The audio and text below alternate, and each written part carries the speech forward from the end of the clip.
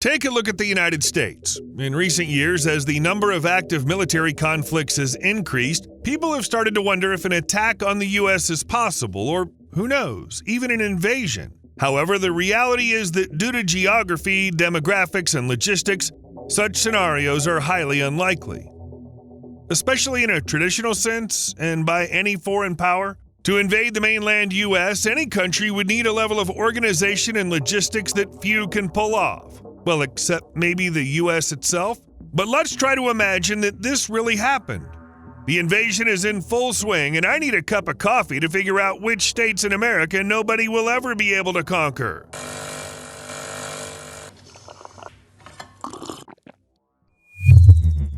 Just an unobtrusive reminder for those who forget to do something, don't forget to do it at the end or while watching, and thanks to those who get what I mean.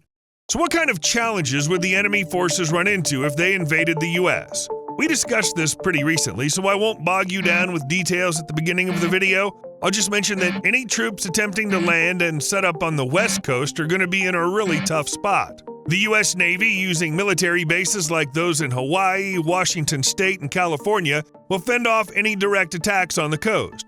In short, this is definitely not the way to go about capturing a country. Meanwhile, dropping airborne troops across the ocean just won't work. It's way too far. You need the imaginary opponent to be a lot closer to get enough planes up for effective fighting. So the invading forces will probably head north to establish a foothold in Canada. And from there, they'll try to move troops and supplies through rough terrain, including mountains and forests. But Canada's a U.S. ally, so that's definitely going to be an issue. There's another option: try to set up a foothold in Mexico. The only thing is, it's a U.S. ally too. Plus, there aren't that many deep water ports in Mexico to take in all the ships with troops needed for the invasion. But even if you don't take that into account, you can't ignore the fact that northern Mexico is basically one big desert. Conducting ground combat in those conditions is tough, so air superiority is likely going to be a game changer. But let's suppose, and we're going to suppose something for the entire video today, that the country's takeover began, and it took place on the West Coast, like in California. What do I have to say about that? Well, you have to feel sorry for the invaders because they'll be up against active military forces, reserve troops, and probably even some civilian militias. Sure, it's thought that the gun ownership rate on the West Coast isn't that high, but people do have guns, and a lot of them will probably decide to use them. Besides that, there's a problem with the terrain on the West Coast. A couple hundred miles east of the shore, it becomes incredibly mountainous and rugged. Navigating this section is quite challenging. Moving invasion forces from the west to the east to the plain states will require a level of equipment, personnel, and readiness that no other country can provide except the U.S. Well, at least that's what American military experts think. Who am I to argue with them? There's even statistics saying that California has the highest number of military personnel. But it's important to note that it's the most densely populated state, so there are more soldiers here by default. Still, California is second only to Texas when it comes to reserve forces, which means something. In San Diego alone, there are over 66,000 military personnel stationed across two major bases, plus more than $56.2 billion was spent on the state's defense in 2022. And let's not forget about the geography. Also, we can't forget about the economic strength. So it adds up that the state has everything it needs to be fully self-reliant in terms of defense and economy, and considering the population and their readiness to stand up, it seems like California is pretty much untouchable. By the way, in a hypothetical scenario of states going to war with each other, California's on the list of states that could win that war. Well, let's say there's no way to come in from the west. What about an invasion from the East Coast? Also a no-go. It's pretty much the same problem as on the West Coast. There are tons of military bases in Virginia, which means there are loads of soldiers, weapons, and different kinds of equipment. Also, civilians along the East Coast tend to own guns more than those on the West Coast, so the likelihood of citizen militias bumping into invading forces goes way up. But the main thing is still the professional military. According to open source data, the biggest American naval base is located in Virginia, and this base isn't just the largest in the U.S., but it seems to be the biggest in the world. It has the highest concentration of naval forces with 75 ships spread out along 14 piers, along with 134 planes and 11 hangars for those planes. Overall, the Norfolk Naval Base is the home to 4 aircraft carrier strike groups and their ships. In addition, several ships of the Military Sea Lift Command are based here, along with submarines from the Atlantic Fleet. In addition, there are over 82,000 active military personnel here all the time. Thanks to this, Virginia ranks second among states in the number of military personnel.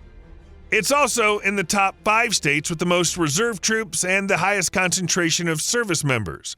Virginia is also at the top for defense spending. In 2022, they set aside $62.7 billion for this. And let's not forget about people like veterans. According to statistics, around 7.3% of Americans are military veterans, and the older a guy gets, the more likely he is to be a war veteran.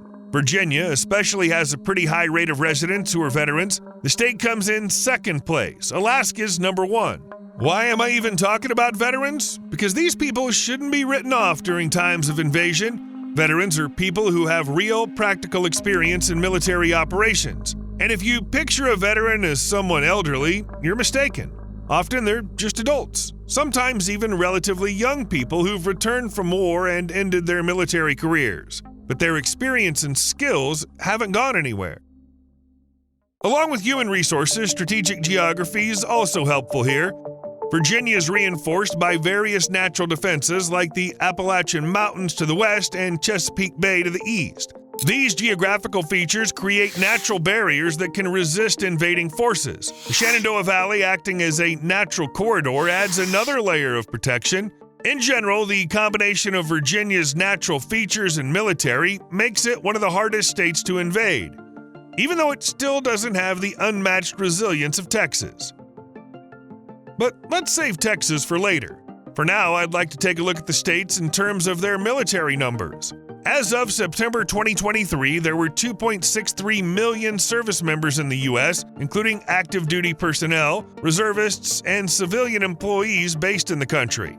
Out of this impressive number, 1.14 million were active duty military personnel across the 50 states and Washington, D.C. About 60% of these servicemen were in 5 states. California had 161,052 troops, Virginia had 127,020 military personnel, Texas had 110,582, North Carolina had 90,851, and Florida had 65,159. So it's pretty clear why some of these states made it to the unbeatable list. Meanwhile, military bases are scattered across multiple states, but some states have a lot more military sites. There are different reasons for this. In certain areas, it's the strategic location, like along the coast. In others, it's about having access to resources, such as power plants and essential infrastructure. For example, over a quarter of U.S. Navy personnel are based in Virginia due to its proximity to major East Coast ports. Makes sense, right?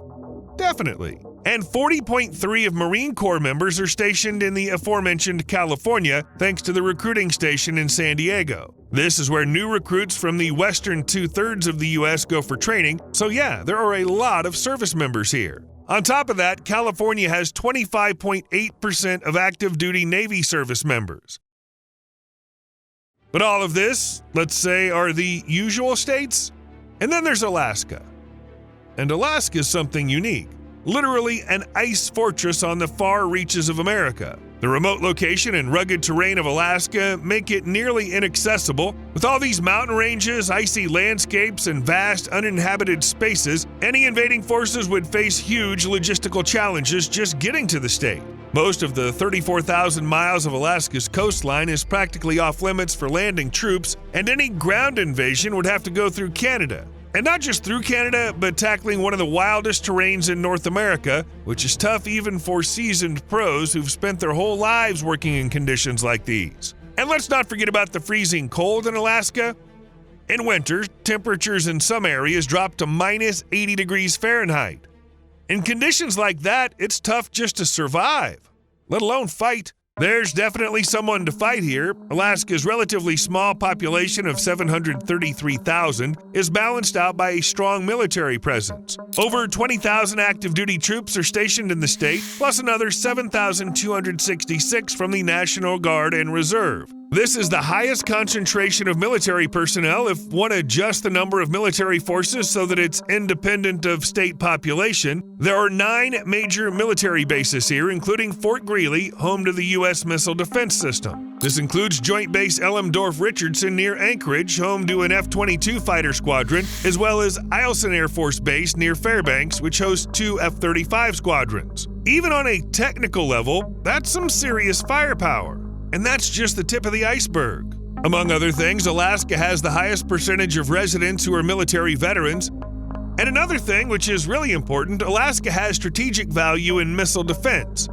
And that makes the state well fortified against any attempt at invasion. By the way, if we look at the situation right now, Alaska hasn't been this protected in a long time as it is today. Just last month, reports came out about an increased U.S. military presence in the region. Now there's a destroyer in the state, an Army unit with long-range missiles, and fighter squadrons and other aircraft are on standby. But Alaska has its weak spots too, mainly its isolation. Being cut off from the mainland U.S. means reinforcements will have a hard time getting to the state, and the limited road network will make moving troops around within the state tricky. Unfortunately, this isn't just a problem for enemy troops, and if you think all the states in America are somehow invincible to an enemy, well, that's not quite the case. Here's, for example, Connecticut, which benefits from its location in the Northeast Corridor with well-maintained roads and strong logistics, plus it's close to New York and Boston. But even this strategic position can't fully offset the state's overall vulnerabilities. Connecticut has only 4 major military sites, 2 of which focus on research and training rather than active defense. Plus, the state doesn't have any Army, Navy, or Marine Corps bases, which means it has very limited defense forces. And even the recent boost in military spending won't help much.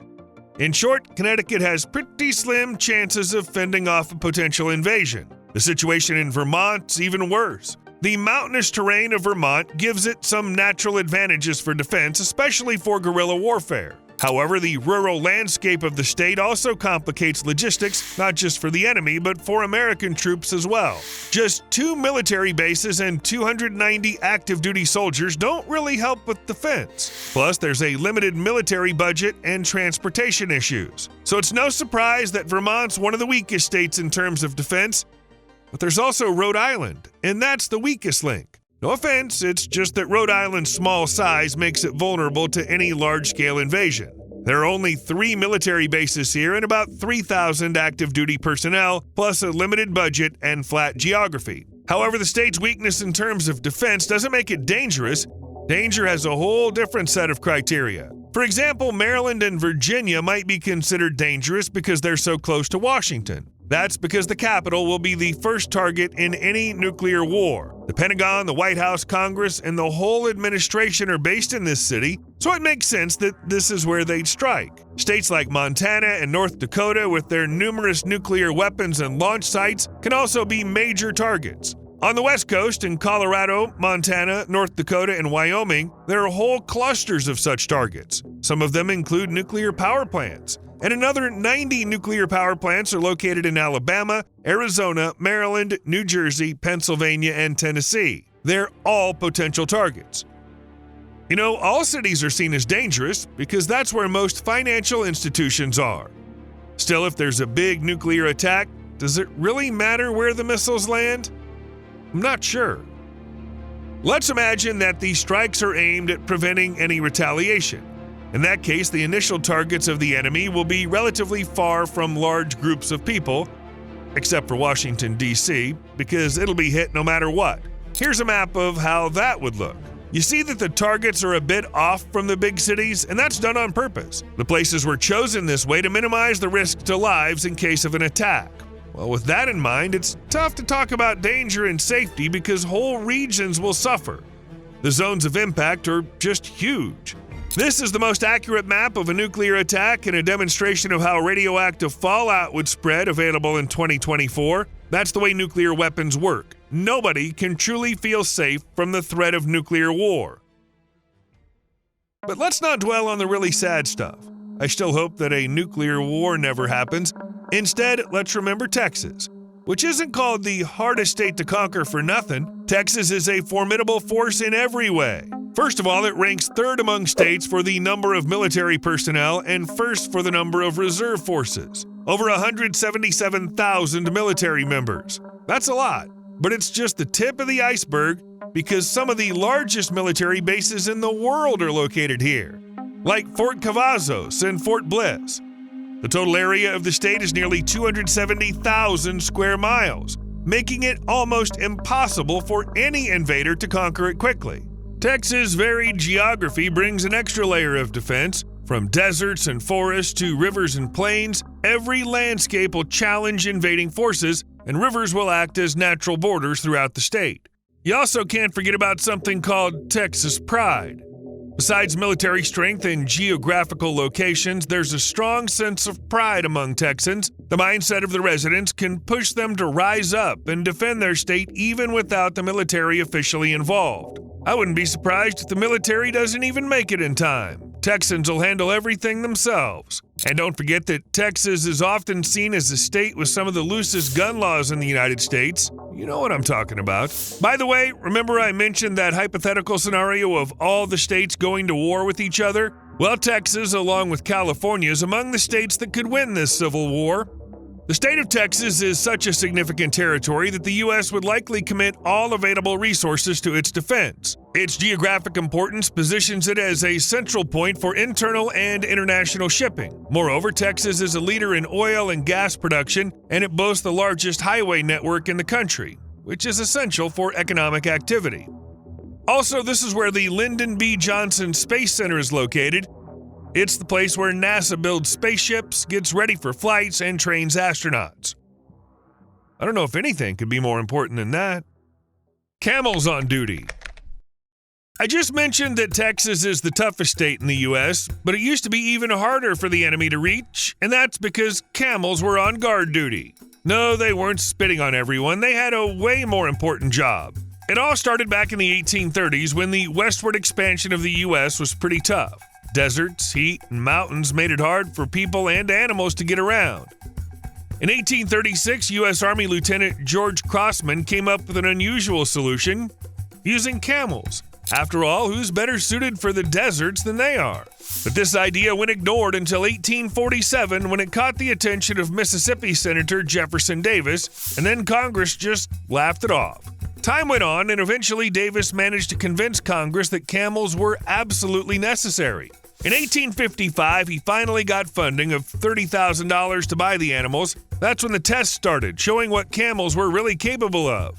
For instance, they carried oats equal to the volume of 2 wagons, beating the wheeled transport by 42.5 hours. The caravan of camels was also sent through little explored territory, and during the journey, the soldiers nearly died of thirst. However, the camels handled the trek surprisingly well. In other trials, the camels outpaced horses and mules, confidently crossed rivers. In general, they really showed their worth. And even though back then, in the 19th century, all the camels were sold off because they were no longer needed after finishing their jobs, you can still catch glimpses of the past today. For example, the Texas Camel Corps marched through the Alamo in 2023 so that people could learn more about the past. Frosty drills. To stay invulnerable, the U.S. constantly conducts drills. However, they don't always take place in comfortable conditions for the military because, well, war is definitely not about comfort. Just recently, from July 5th to August 2nd, 2024, large-scale drills took place off the coast of Alaska involving special forces from the Army, Navy, and Air Force. The truth is, there aren't many photos from these drills. It's all top secret and stuff. So we'll show you similar drills the U.S. did in Norway, which are also aimed at honing skills for combat in extreme conditions. So what was going on there? They were testing out stealthy MH-60 helicopters from the Army Special Operations Aviation Regiment, assault boats, Scan Eagle drones, and C-146 Wolfhound transport planes. According to command, a field surgical team and Navy SEALs were also involved in the drills. What would they do without them? These exercises are really necessary because you need to know how to fight even in harsh, freezing weather. The main problems of being in a cold climate are managing liquids, including water and medical supplies, as well as keeping air and ground vehicles running in extreme cold. Plus, soldiers need practice too, since they don't have the same endurance as camels. Although camels probably wouldn't enjoy Alaska, we should try reindeer instead. Unmanned UFO. In December 2023, military officials at the Pentagon faced a puzzling situation. A group of unidentified flying objects was flying around Langley Air Force Base. According to the Wall Street Journal, these objects maintained a clear flight formation for 17 consecutive nights. Interestingly, the incident happened in Virginia, a region packed with U.S. national security and defense facilities. Big drones were flying above 100 feet, while smaller ones, the size of commercial quadcopters, were slowly moving below and sometimes hovering. Before this incident, a massive drone over 20 feet long was spotted speeding at around 100 miles per hour at an altitude of 3,000 to 4,000 feet. According to a high-ranking base commander, even with the vast resources of the Air Force, catching these machines was practically impossible. The flight path crossed an area that included the Navy SEALs Base, Langley Air Force Base, Fort Eustis, and Naval Station Norfolk. If they couldn't catch the drones, why not just shoot them down? The thing is, current federal law restricts the use of military force against drones within the country unless these objects pose an immediate threat. But if I were them, I'd start worrying, especially since similar airspace violations also happened over Palmdale, California. The city about an hour's drive north of Los Angeles is known for its secret Lockheed Martin facilities, famous for developing the F-22 fighter jet. Robo-dogs. We've already talked about camels being used by the U.S. military. Now let's talk about dogs. But not the usual kind, metallic ones. RoboCop's best friends. The U.S. military is busy testing four-legged robots armed with AI and automatic weapons, and these weapons mean business. It's typically a rotating turret with a rifle resembling an AR-15 M16. The tests are taking place in the Middle East and near the Red Sand Dunes just outside Riyadh, Saudi Arabia, where a joint military research center is based. In recent years, the Pentagon has been ramping up the use of autonomous ground vehicles, including robotic dogs. But why, if robots can hardly match the agility of humans? Well, it's pretty simple. For example, the U.S. Department of Homeland Security has developed a strategy to use automated patrol dogs to monitor the Mexican border. But such application, of course, caused a wave of criticism, including from the U.S. government. Additionally, experts are highlighting possible ethical challenges and the steep cost of these robotic systems. So for now, there's no reason to fear people will be out of work. Same goes for real dogs. There's something you gotta do under the video. See you later.